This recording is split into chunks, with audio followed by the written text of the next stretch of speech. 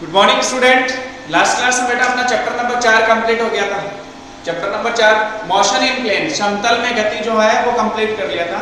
उसकी कुछ न्यूमेरिकल अपन डिस्कस कर लेते हैं। जैसे प्रोजेक्टाइल मोशन अपने प्रक्षेप्य गति पढ़ी थी, उससे संबंधित कोई क्वेश्चंस।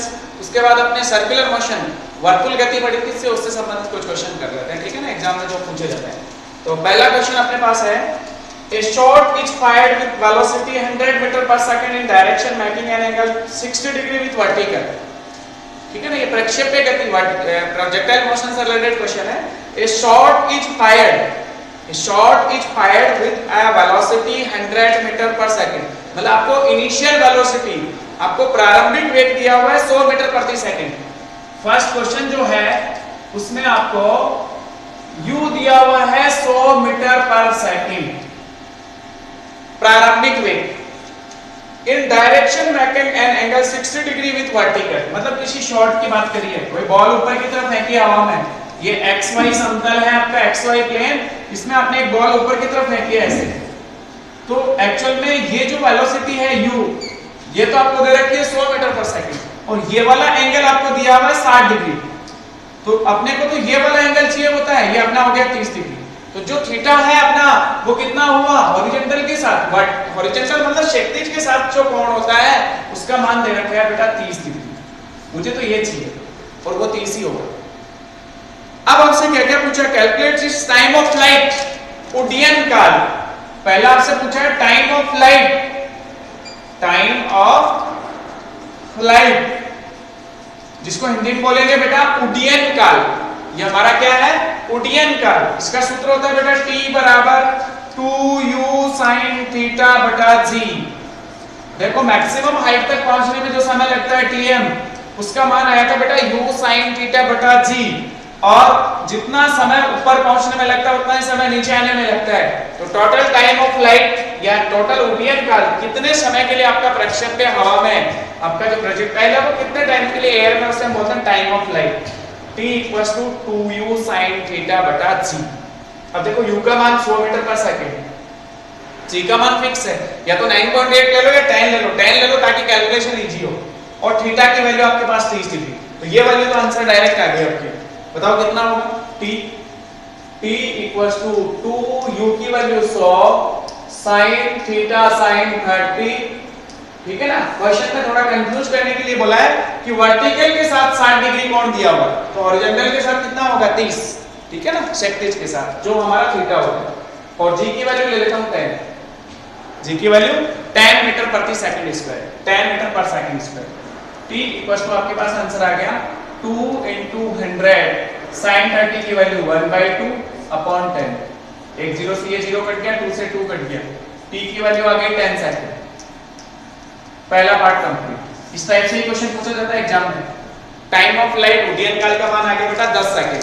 नेक्स्ट इसमें क्या पूछा आपसे, the maximum height, maximum height h maximum. और आपने मैक्सिमम हाइट कैसे निकाली थी वो भी आपको ध्यान में रहना चाहिए जब आपने प्रक्षेप्य गति पढ़ी थी। मैक्सिमम हाइट अधिकतम ऊंचाई, उसके लिए क्या किया था, जो y एक्सिस में विस्थापन की समीकरण थी उसमें t की जगह tm रख दिया था, u sin थीटा बटा g, और y की जगह h मैक्सिमम। और उसको हल करने से सेकंड पार्ट जो हमसे पूछा है, maximum height of projectile, maximum height h maximum, इसका मान कितना है आपके पास, h मैक्सिमम, इसका मान आया था बेटा u square sin square theta बटा 2g। इसको हल करने से मान अपने पास आया था u square sin square theta बटा 2g। अब चेक कर लेते हैं। अब आपके पास सारे मान तो दिए हुए हैं, u का मान दिया हुआ, थीटा का मान दिया हुआ, g का मान आप जानते हो, इसमें मान रख लो। h मैक्सिमम आ गया, h maximum equals to u square मतलब 100 का स्क्वायर, sin स्क्वायर थीटा का मतलब 30 डिग्री, और 2 × g की वैल्यू आपने 10 पुट कर ली। इसको हल कर लो तो h मैक्सिमम आपके पास हो गया बेटा u स्क्वायर मतलब 100 × 100 sin स्क्वायर 30, sin 30 की वैल्यू 1/2, तो स्क्वायर कितना हो जाएगा 1/4 अपॉन में 2 × 10। एक 0 काट दो, अब इसको थोड़ा काट लो, 2 से 10 काट लो 5 टाइम्स, ये 4 भी कट जाएगा 100 से 25, 25 को 5 से मल्टीप्लाई कर लो, एच मैक्सिमम आपका हो गया बेटा 125 मीटर। 25 में मल्टीप्लाई 5, 125 मीटर। 25 को 5 से मल्टीप्लाई किया तो आपका आंसर आ गया 125 मीटर। तो ये आपके प्रोजेक्टाइल, जो प्रोजेक्टाइल है इसकी मैक्सिमम हाइट, कितनी मैक्सिमम हाइट तक जाएगा, वो अपना आंसर आ गया 125 मीटर। नेक्स्ट हमसे क्या पूछा है, इट्स हॉरिजॉन्टल रेंज, क्षैतिज परास। ठीक है, तीसरा पार्ट जो हमसे पूछा है वो हमारा है क्षैतिज परास, हॉरिजॉन्टल रेंज। हॉरिजॉन्टल रेंज आपसे आर पूछा है और आर का सूत्र लिखा था बेटा यू स्क्वायर बटा जी इंटू साइन 2 थीटा। चेक कर लो फॉर्मूला, हॉरिजॉन्टल रेंज का सूत्र यही था यू स्क्वायर बटा जी इंटू साइन 2 थीटा। ठीक है, और मैक्सिमम हॉरिजॉन्टल रेंज हुआ करती थी यू स्क्वायर अपॉन जी, उस समय साइन 2 थीटा की वैल्यू 1 लिखी थी हमने। तो अब आपके पास यू जी और साइन थीटा की वैल्यू पता है तो वैल्यू पुट कर लो। तो हॉरिजॉन्टल रेंज आ गई यू स्क्वायर मतलब 100 का स्क्वायर अपॉन जी की वैल्यू 10 साइन 2 थीटा। 2 थीटा की वैल्यू कितनी लेंगे 30 डिग्री। ये कितना हो गया बेटा साइन 60 रूट 3/2। साइन 60 की वैल्यू कितनी होती है अंडर रूट 3/2। हल करो इसको 100 गुणा 100, 100 मल्टीप्लाई 100 बटा 10 इंटू अंडर रूट 3/2। एक जीरो से एक जीरो उड़ा दो, एक 2 से 5 काट लो, 500 रूट 3, 500 रूट 3 मीटर, ये आपकी आर आ गई 500 under root 3 metre.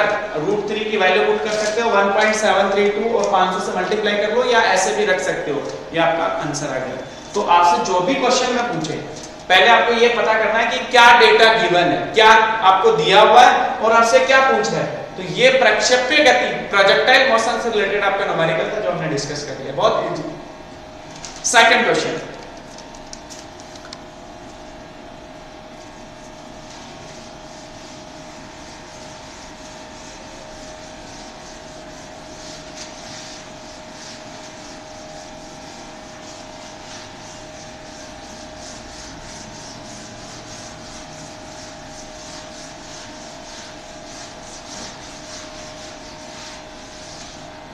second question, prove that the maximum horizontal range is 4 times of height attained by the particle। ठीक है ना, ये भी प्रोजेक्टाइल मोशन से रिलेटेड क्वेश्चन है और बहुत इजी सा है।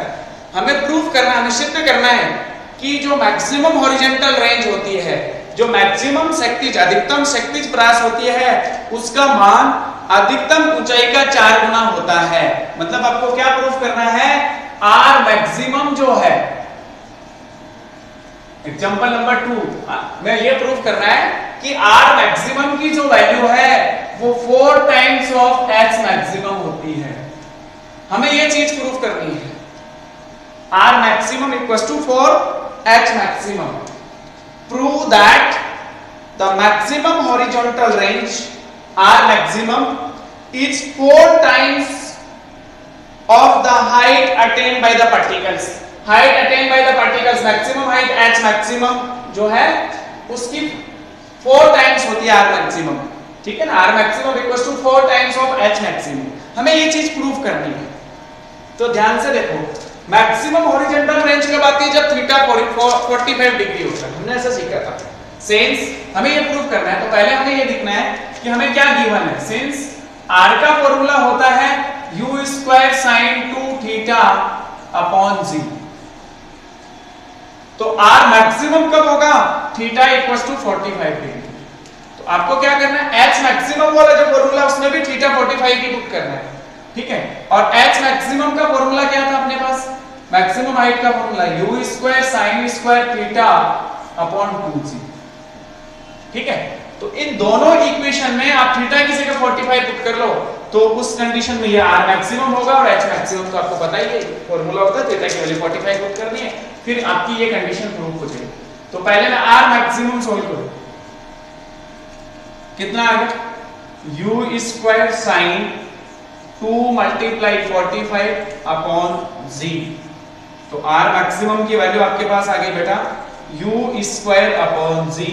साइन 91 होता है, साइन 91 होता है, इसलिए इसको अपन मल्टीप्लाई करेंगे तो इतना ही आएगा यू स्क्वायर अपॉन जी। इसमें भी आप एच थीटा की जगह 45 पुट करो तो h maximum equals to u square sine square 45 upon 2g।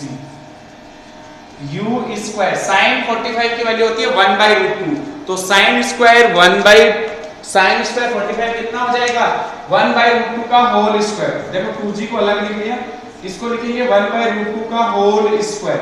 Sign 45 होता है 1/√2, इसका स्क्वायर है तो इसकी वैल्यू का स्क्वायर हो जाएगा। आंसर कितना आया u square upon 2g into 1/√2 का होल स्क्वायर 1/2। आंसर कितना हो गया u square by 4g, u square by 4g। ये आपका आ गया h मैक्सिमम। अब आपको क्या करना है, ये जो इक्वेशन गिवन थी इसमें दोनों वैल्यूज पुट कर दो। r मैक्सिमम की जगह क्या पुट करना है u square upon g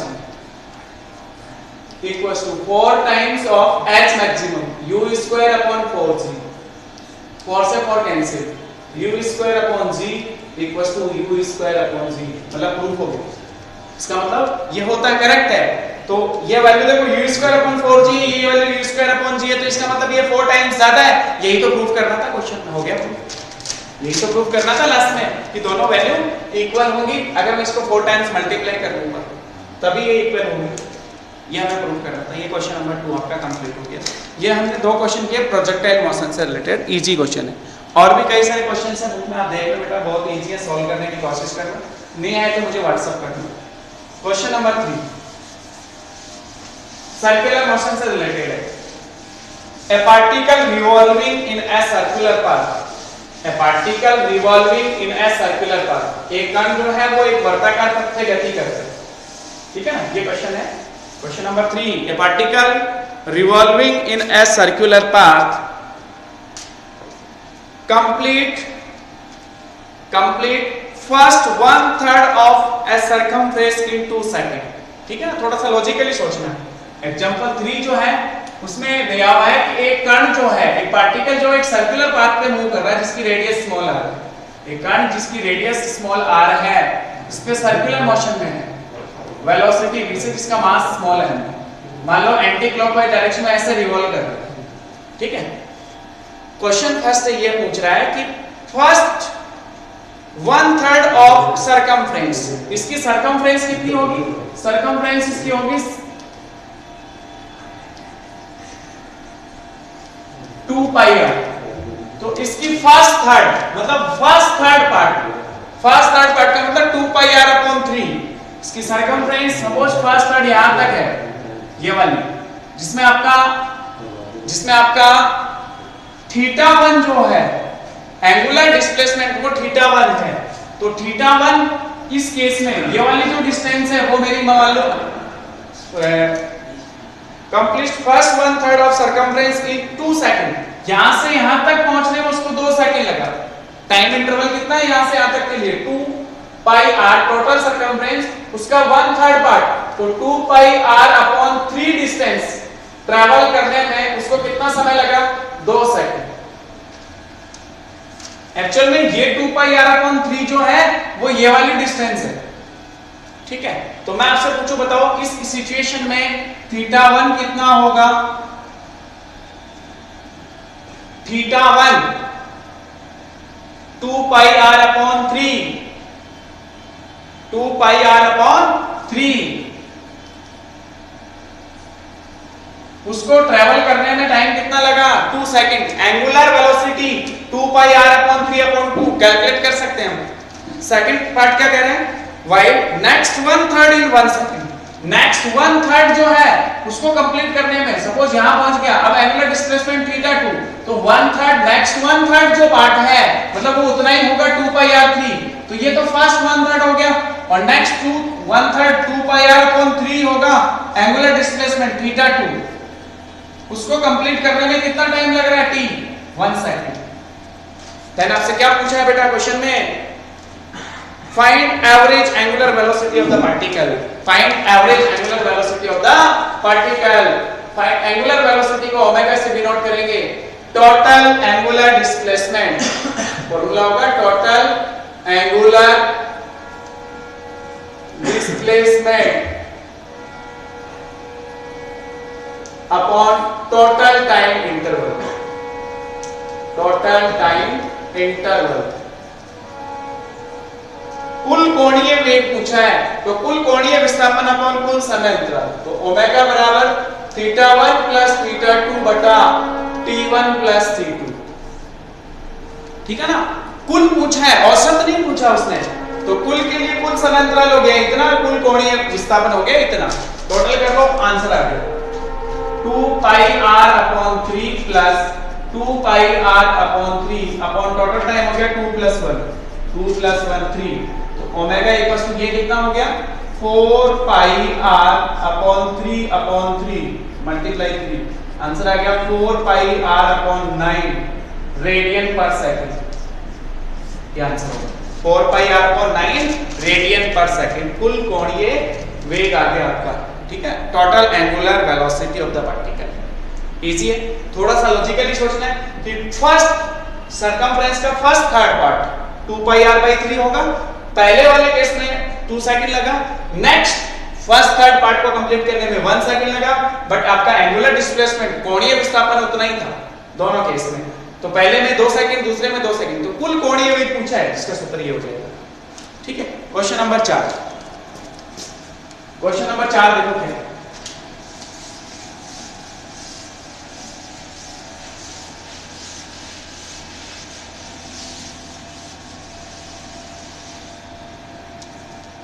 question number 4 क्या कह रहा है, the angular displacement of A particle is given by, कोणीय विस्थापन गिवन है। एग्जांपल 4, कोणीय विस्थापन थीटा का मान दिया हुआ है omega naught T plus half of alpha T square. Omega naught T plus half of alpha T square. ठीक है, वेयर ओमेगा नॉट की वैल्यू दे रखी है 1 रेडियन, ओमेगा नॉट दे रखा है 1 रेडियन प्रति सेकंड और अल्फा का मान दिया हुआ है 1.5 रेडियन प्रति सेकंड स्क्वायर। ठीक है ना, ये अल्फा और ओमेगा नॉट के मान दिए हुए हैं। Find angular velocity at t equals to 2 second. t equals to 2 second पे एंगुलर वेलोसिटी पूछिए किसी क्षण पे, तो ओमेगा तत्क्षणिक बोलेंगे इसको, तत्क्षणिक कोणीय वेग, instantaneous angular velocity omega equals to d theta upon dt होता है फॉर्मूला। इस थीटा का t के रिस्पेक्ट में क्या करना होगा, डिफरेंशिएशन, अवकलन। तो omega equals to d by dt, आपके पास थीटा कितना है बेटा, omega naught t plus half of alpha t square. अब आपको अवकलन डिफरेंशिएशन करना, तो इसका भी करना होगा, इसका भी करना होगा। तो ओमेगा आपका हो गया d by dt omega naught t plus d by dt half of alpha t square. अवकलन करो, ओमेगा नॉट कांस्टेंट बार, t का t के रिस्पेक्ट में differentiation 1, then omega equals to omega naught into 1 plus half alpha constant t square का t के respect में differentiation 2t, 2 से 2 cancel हो गया, ओमेगा की वैल्यू आई आपके पास omega naught plus alpha t। और अब आपको t equals to 1 second, 2 second पे एंगुलर वेलोसिटी पूछिए, t इक्वल्स टू 2 सेकंड पे 8 t equals to 2 second, omega कितना हो जाएगा, ओमेगा नॉट प्लस t की जगह 2 पुट कर दो, ट्वाइस अल्फा। ओमेगा नॉट और अल्फा की वैल्यू ये, ओमेगा नॉट की वैल्यू कितनी है बेटा आपके पास 1 radian per second, plus twice alpha की वैल्यू कितनी है 1.5 रेडियन पर सेकंड स्क्वायर। इसको 1.5 से मल्टीप्लाई कर दो, तो 2 मल्टीप्लाई 1.5 3 हो गया, 3 plus 1 4 radian per second. This is the value of omega at t equals to 1.5 second. ठीक है, इसी तरह से एक लास्ट क्वेश्चन और डिस्कस कर लेते हैं, इजी सा। Question number 5, the angular velocity of a particle, the angular velocity of a particle is given by this, एक फॉर्मूला गिवन है, एंगुलर वेलोसिटी का फॉर्मूला गिवन है ओमेगा, और हमसे क्वेश्चन में क्या पूछा है, the angular velocity of a particle is given by, example 5, omega आपको गिवन है 1.5 t plus minus 3t square plus 2 radian per second. Find out the time when it's angular acceleration decrease to t0। किस instant पे angular acceleration 0 होगा? तो सबसे पहले angular acceleration d omega upon dt निकालना होगा, जिसको अपन अल्फा से डिनोट करते हैं। तो इसका t के रेस्पेक्ट में डिफरेंशिएशन करो। इंस्टेंट t पे किस इंस्टेंट पे 0 होगा, तो अल्फा को 0 पुट करके अपन t की वैल्यू निकालेंगे। इसका डिफरेंशिएशन करना होगा। इसका हमें क्या करना होगा? Differentiation d by dt omega की वैल्यू आपके पास है 1.5t minus 3t square plus 2 alpha equals to, इसका डिफरेंशिएशन 1.5t का t के रेस्पेक्ट में 1.5t का t के रेस्पेक्ट में 1 minus 3 as it is t square का 2t प्लस 2 का 0, कांस्टेंट का डिफरेंशिएशन क्या होगा? 0। देन अल्फा इक्वल्स टू आ गया 1.5 माइनस 6t। किस इंस्टेंट पे अल्फा डिक्रीज होके 0 हो जाएगा? तो अल्फा 0 के लिए t निकालना है। व्हेन अल्फा इक्वल्स टू 0, तो इस वैल्यू को 0 के इक्वल पुट करो। 1.5 minus 6t equals to 0, t solve करो। 6t equals to 1.5, then t equals to 1.5 upon 6 second. Point निकालो, 6 का डिवाइड करो, जो भी आंसर आएगा सॉल्व कर लो। ठीक है बेटा, इस तरह से हमने कुछ न्यूमेरिकल डिस्कस किए। नेक्स्ट क्लास में बेटा अपन नया चैप्टर स्टार्ट करेंगे। Thank you.